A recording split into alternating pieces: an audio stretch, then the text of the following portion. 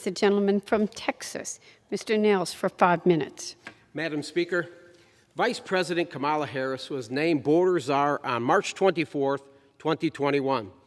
It was 93 days later when she finally went down to visit a border community amidst this unprecedented humanitarian crisis. There's just one problem. She didn't visit the border. Last Friday, Vice President Harris hopped off her plane in El Paso for a few hours on her way to California. She quickly toured a Border Patrol station 10 miles away from the actual border, avoiding a visit to Ground Zero. And what do I mean by Ground Zero?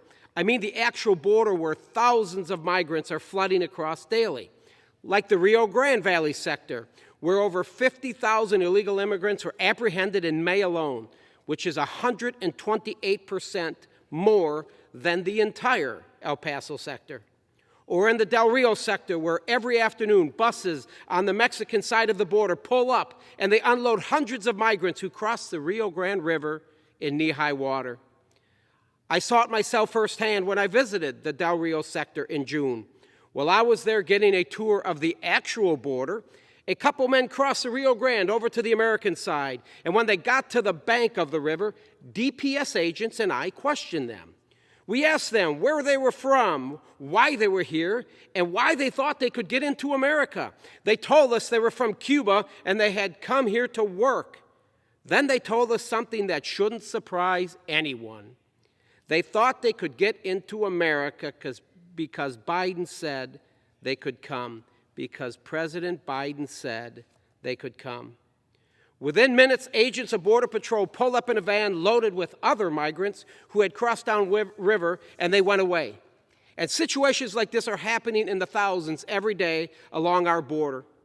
And Border Patrol is the one being forced to pick these migrants up, process them, straining their manpower and resources, resulting in our border being completely open for criminal illegal aliens who want to cross undetected.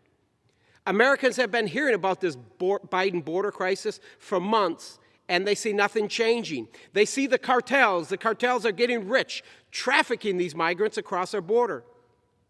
And they hear the horror stories of children being abandoned and abused during their journey to our southern border. All of this has a real-world impact on Americans. And as a former county sheriff in Texas, I know all too well the second and third order effects of an unsecure southern border. Americans will undoubtedly become victims of crime from the illegal aliens, successfully avoiding detection when they cross. Like Miss Bowie, who was run over and killed while I was sheriff by an illegal alien who had been deported 6 times prior. Our open border will strain local law enforcement and border state resources who are tasked with cleaning up the mess. A mess created by the Biden administration's failure to stem the flow of illegal aliens pouring across the border. But it doesn't need to be this way.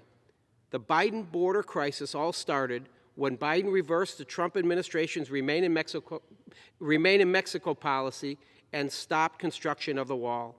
We can get back to operational control of our southern border if the Biden administration just reverts back to Trump's administration's policies. Until then, there simply is no end in sight. I yield back. The gentleman yields back.